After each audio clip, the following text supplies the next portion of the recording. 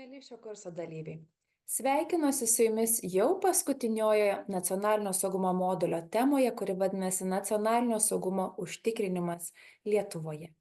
Kaip ir kiekvienos paskaitos pradžioje, noriu jums užduoti keletą klausimų. Kaip manote, kokie yra pagrindiniai nacionalinio saugumo sistemos elementai? Kaip manote, kas užtikrina nacionalinį saugumą Lietuvoje?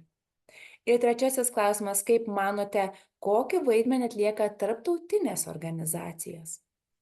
Na, jeigu pabandėte atsakyti į šios klausimus, kaip visuomet pradėkime nuo šios temos tikslo. Taigi šį kartą temos tikslas yra susipažinti su Lietuvos nacionalinio saugumo sistema ir tarptautinių organizacijų vaidmeniu užtikrinant nacionalinį saugumą. Tiesa, čia norėčiau pabrėžti, jog ši tema galėtų būti daug platesnė ir jai reikėtų daug daugiau laiko, tačiau čia susipažinsite su tiesiog pačia pagrindinė informacija. Taigi tam, kad atsakytume į šį temos tikslą, kaip visuomet, išsikeliame 3 temos klausimus, kurių pirmasis – Lietuvos nacionalinio saugumo sistemos institucinė raida. Taigi trumpai susipažinsite, nuo ko prasidėjo Lietuvos nacionalinio saugumo sistemos kūrimo darbai Lietuvai atgavus nepriklausomybę ir kaip pagalius į ratus kišo Sovietų sąjunga. Taigi su kokiais iššūkiais Lietuvai teko susidurti.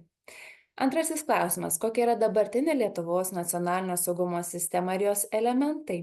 Susipažinsite su tuo, kokios yra vadovaujančios ir kokios yra vykdomosios institucijos.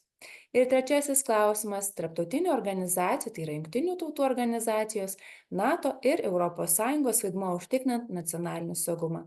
Ypatingai noriu pabrėžti NATO vaidmenį ir ES, nes turbūt žinote, jog šiais metais mes minime 20 metų narystės sukaktį. Taigi, kuomet išsiaiškinome apie temos klausimus, kaip visuomet priminsiu, kas yra būtina. O jūs jau puikiai žinote, jog būtina yra susipažinti su visa pateikta medžiaga ir žinoma atlikti savitikros užduotį, kuri šį kartą vadinasi numeris 6 – nacionalinio saugumo užtikrinimas Lietuvoje. Noriu priminti ir pakviesti ir paraginti jūs diskutuoti ir klausimus užduoti ne tik savo kolegoms, bet ir man bendroje klausimų diskusijų skiltyje klausimai, atsakymai ir diskusijas. Ir žinome, kaip ir visuomet, paskaitos pabaigoje labai kviečiu jūs atsakyti 3 klausimus, kurie man išties yra labai svarbus. Ką naujo sužinojote? Kas buvo sudėtingo, galbūt lengva šioje temoje? Ir kaip papildytumėte šią temą? Taigi, kviečiu jūs jau į paskutinėje temą – nacionalinio saugumo užtikrinimas Lietuvoje.